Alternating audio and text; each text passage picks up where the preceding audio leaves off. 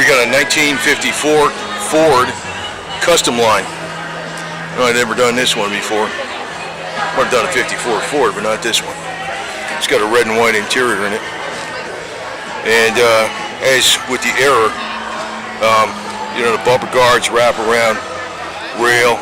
It's like a bullet style in the front there. It actually looks like a jet. And Ford was ahead of its style in that time because you look at the headlight here, you know, how it did, the whole body style. It's Chevy actually took it from Ford, you know, styling.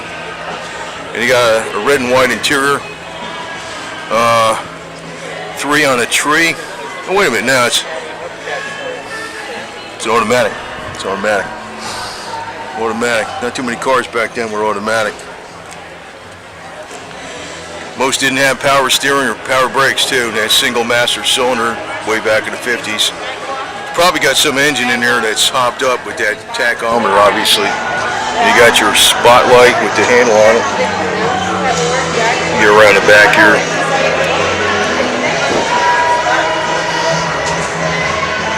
And you got your bullet taillights, you know, a little red, not the bullet, but the blue dots, dual exhaust.